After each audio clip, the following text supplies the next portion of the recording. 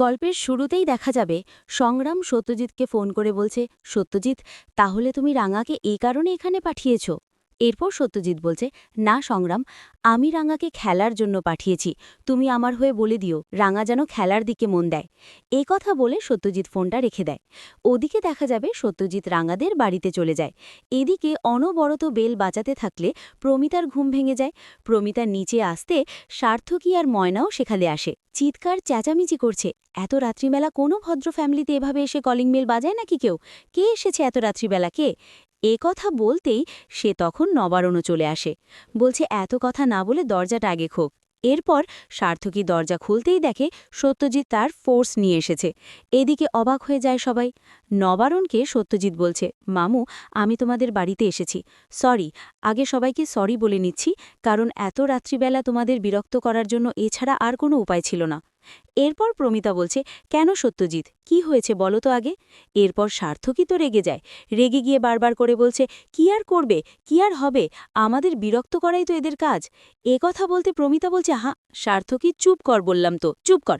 এরপর সত্যজিৎকে সভ্য বলছে, আচ্ছা সত্যজিৎ, তুমি বলো। আর ভাই তুই একটু চুপ কর তো, সত্যজিৎকে বলতে দে। কিন্তু সার্থকী তো কালো কথাই শুনছে না। এরপর নবারুণ শান্ত করে সার্থকীকে। এরপর সত্যজিৎকে বলে, সত্যজিৎ বল। সত্যজিৎ বলছে, রাঘব নামের যে গুন্ডাটাকে আমরা অ্যারেস্ট করেছিলাম, সেই রাঘব নামের গুন্ডাটা আজকে পালিয়েছে। আরও বলেছে রাঙার পুরো ফ্যামিলিকে নাকি ও ধ্বংস করে দেবে, শেষ করে দেবে। এ কথাই বলছে সত্যজিৎ। এদিকে দেখা যাবে রাঙা সেই খেলার টিমের ওখানে পুলিশ নিয়ে গেছে। কাতারের পুলিশগুলোকে বলে দিচ্ছে যে আমার মনে হয় ভাইয়ের লোকেরা এখানেই আছে, ট্যুরিস্টরা এখানেই আছে, আপনারা ভালো করে খুঁজুন। পুলিশগুলো সবাইকে বলে দেয়। এরপর সবাইকে বলছে সবার ঘর সার্চ করা হবে। এদিকে সবাই তো অবাক হয়ে যায়। খেলোয়াড়রা বলছে, কেন, কি হয়েছে? এরপর দেখা যাবে সবাই বলছে, কেন আমাদের ঘর তল্লাশি করা হবে? এরপর অফিসার বলছে, কারণ আমাদের কাছে খবর আছে এখানে ট্যুরিস্টরা এসেছে। এদিকে দেখা যাবে সংগ্রাম রাঙাকে বলছে, রাঙা, তুমি কি করতে চাইছো বলো তো? তোমার মন থেকে কিন্তু খেলা চলে যাচ্ছে, এগুলো করতে এখানে এসেছো? এরপর রাঙা বলছে, না কোচ স্যার, আমি এখানে এসেছি খেলায় মনোযোগ দেবার জন্য। কিন্তু তুই একটাবার ভেবে দেখ, যদি এখানে কোনো ঝামেলাটা হয়, আমি সহ বাকি সবাই তো এখানে বিপদে পড়ে যাবে। আর আমার মনে হয় এখানে সেই ট্যুরিস্টরা এসেছে, কারণ তোর সাথে আমি যখন ছিলাম তুইও নিজেও তো দেখেছিলিস, সেখানে আমি একজনকে দেখেছি যার হাতে নাকি ওই ব্যাগটা ছিল। সত্যজিৎ স্যার আমাকে ব্যাগটা দেখিয়েছিল। এমনকি প্লেনের মধ্যেও সেই ব্যাগটা নিয়ে ওই ট্যুরিস্টরা এসেছি, আর এখানেও আমি সেই ব্যাগটা দেখেছি। তার মানে এখানে ওরা আছে, খুঁজতে হবে। এ কথা বলতেই দেখা যাবে সংগ্রাম কিছুই বলতে পারে। রাঙা সেই পুলিশদের নিয়ে গেম ভ্যালি তন্ন তন্ন করে খুঁজতে থাকে সেই ট্যুরিস্টদের, আর সন্দেহজনক কিছু খুঁজতে থাকে, কিন্তু কিছুতে কোথাও কিছু খুঁজে পাচ্ছে না।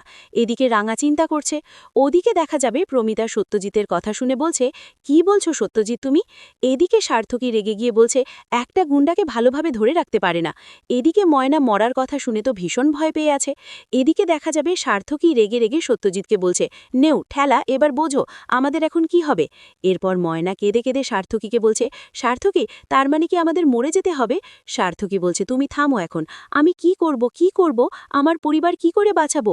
এই কথা বলেই কান্নাকাটি শুরু করে দেয় সার্থকী। এদিকে দেখা যাবে একলব্য সার্থকীকে বলছে, তুই একটু চুপ কর না। সার্থকী বলছে, কি চুপ করব, কি আর চুপ করব মা, দেখেছো তো, তোমাদের আদর পেয়ে পেয়ে রাঙাটা এমন হয়েছে, এই রাঙার জন্য আজকে সব কিছু হয়েছে। প্রমিতা বলছে, তুই চুপ কর একদম, তুই আর তোর বাচ্চা, তোদেরকে সুস্থ রাখা কিন্তু আমাদের দায়িত্ব। তো সত্যজিৎ তো আছে, কোনো চিন্তা করিস না। এদিকে সত্যজিৎ মনে করতে থাকে রাঙার মতো দেখতে সেই মেয়েটার কথা।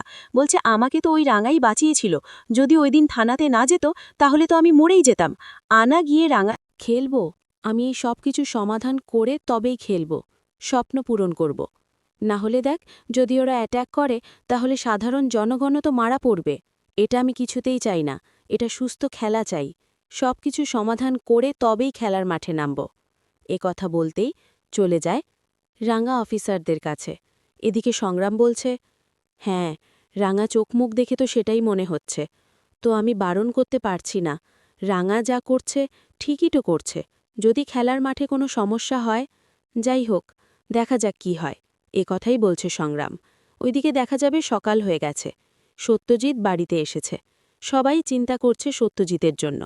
এদিকে সত্যজিৎ এসে বলছে, চিন্তার আর কোনো কারণ নেই, ওরা হয়তো জেনে গিয়েছিল আমরা পুলিশ ফোর্স নিয়ে বাড়িটা পাহারা দিচ্ছি, সে কারণে কোনো ঝামেলা করেনি। আমি তোমাদের একটা কথাই বলবো, তোমরা বাড়ি থেকে বেরোবে না, তোমরা একটু সাবধানে থাকবে। এ কথা বলতেই সার্থকী রেগে গিয়ে বলছে, কি সত্যজিৎ, এখন তোমাদের কথা শুনে কি আমরা সারা বছর বাড়িতেই বসে থাকব? আমাদের চাকরি বাকরি করে খেতে হবে না? তোমার কথা শুনে মনে হচ্ছে বছরের অর্ধেকটা পর্যন্তই আমাদের বাড়িতেই কাটাতে হবে।